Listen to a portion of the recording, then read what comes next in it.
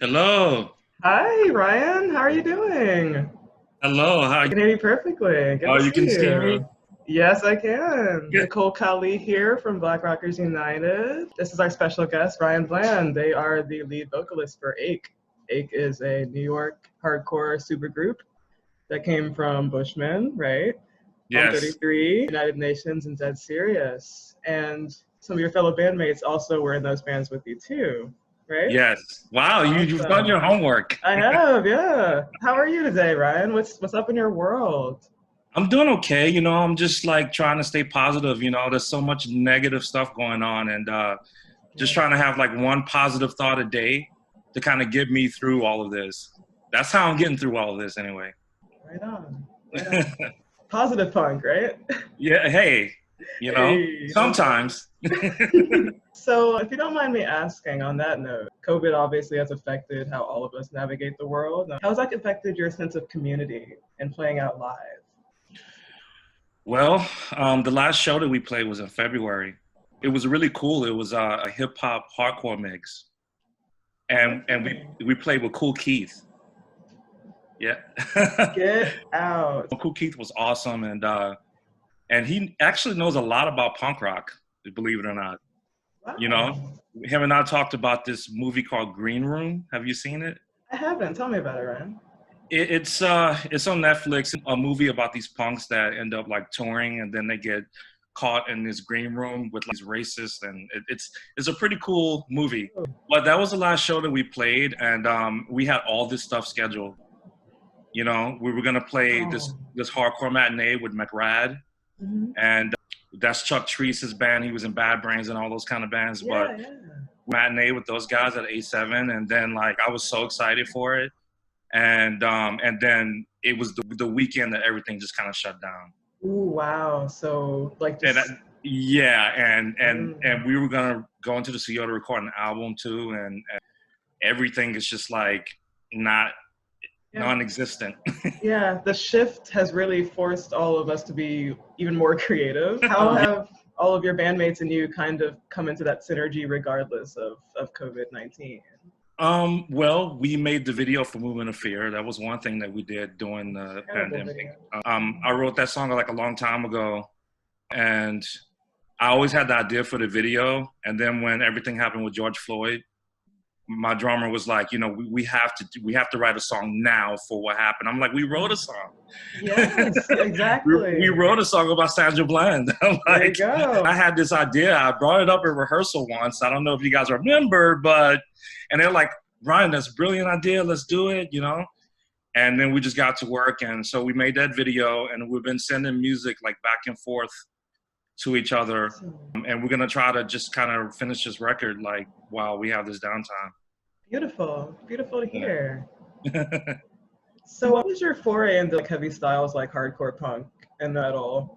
We would love to know. Oh, wow. Oh, I have such a deep history with hardcore in New York. I moved to New York in the late '80s, and I was when I was growing up, I was a huge Prince fan. I'm still a huge Prince fan, right? So Yes.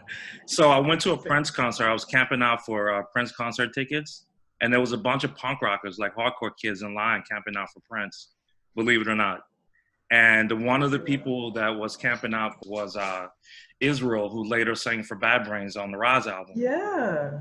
And he was this crazy Rasta punk dude with Bad Brains, like spray paint on the back of his jacket and Cro-Mags and all this stuff. I befriended him.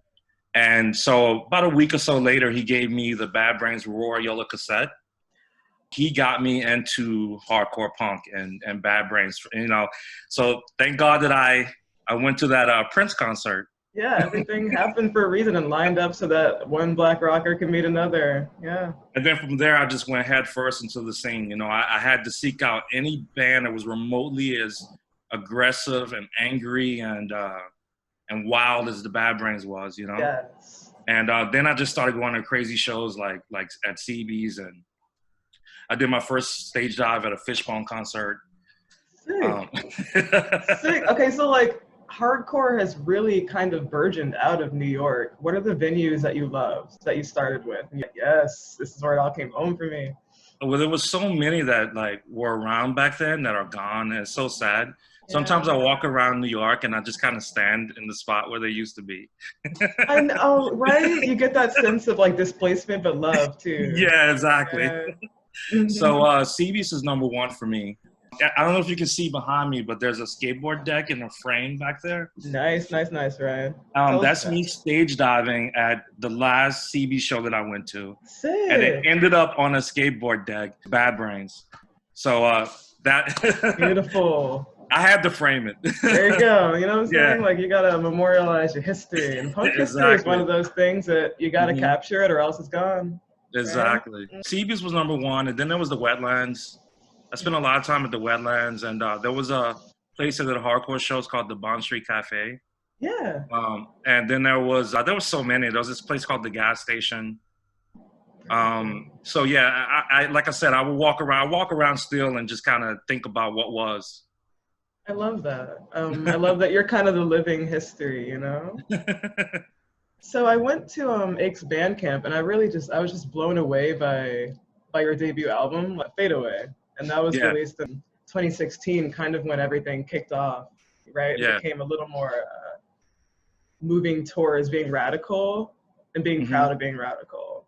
And what I love about that album is that it's kind of you growing into that, but it's also a multi-genre blend of sound that sounds very new to me. Well, I'm lucky that I found the musicians that I found first. You know, I got to give them their credit, you know? It sounds like all of the genres that you all listen to, kind of dark crust punk, you know, like downbeat, like thrash metal. How did you achieve that sound? Yeah, absolutely. Well, I had the idea for Ake as a band like long before Ake because I really like dark, emotionally driven music. Yeah. And a band that I felt like wrote like that back in the day was like Black Flag. And bands like Siege and newer like bands from the 2000s like Converge and bands like that. Yeah. So I always like those themes, and you know, but I try to live a positive life, but I like to express all that stuff through Ake, hence the band name. You know, because it's like, you know, just kind of express suffering, right? And my bass player came from a thrash punk band, and my guitarist Madikins, he came from Washington D.C. Nice. So he's really influenced by all that, you know, DC hardcore, the early DC hardcore. Absolutely. My drummer, when he was growing up, he told me the only record that he had and he learned to play drums to was the Bad Brains Quickness album. So I immediately told him he was in the band just for saying that. And my other guitar player is really into like the more like real death metal, you know. So me, I came from Home 33, which was like post-hardcore. Bushmon was like all-black punk ska band. I love Bushmon, by the way. Awesome. And I think that the fact that everyone's open-minded when we write, and we're all digging what's coming out with everyone's ideas, and it just kind of molded into what Ake is, you know, and yeah, I'm loving it. It's the best. It's the most fun I've had in a band. I'm so proud to hear it. I'm glad. I'll play with all my heroes. I'll share stages with so many of my heroes, and I was like, this is so incredible, you know? So I'm having so much fun. So this pandemic is killing me. Yeah, it's made you reach out to community in a different way, but in a way that something's missing, right? Yeah, absolutely. Yeah. And until we get to that place where we can all hang out and mosh again, it's gonna feel like something's missing. And I get that, you know? Exactly. I get it. So I will give you some space to say next on this one, since it's never really easy to open up about, but Movement of Fear really hit me in a place, Ryan. The lyrics, the drums, like each note, like it described the social climate, but the feelings in your heart too. Because some things are easier to sing than to say, right? Absolutely. Yeah.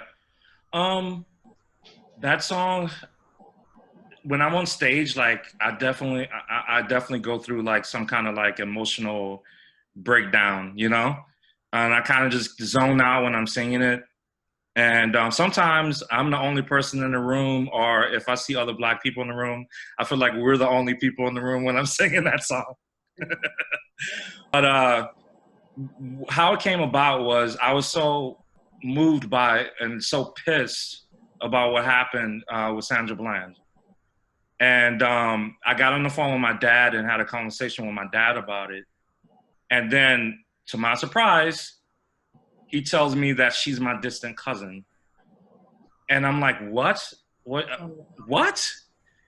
And he says, yeah. He says, your grandfather had 32 grandkids. 32 grandkids. He's like, and they all live in that area in Texas. So he's like, you do the math. Oh, then I didn't know her, but it hit like close to home then. Yeah, and so I was listening to a Funkadelic record, Maggot Brain. And you love Maggot Brain? you know that record? Awesome. Inside the liner notes of Maggot Brain, they talk about fear and like how the fear is the destruction of man. And I read that around the same time I had the conversation with my dad.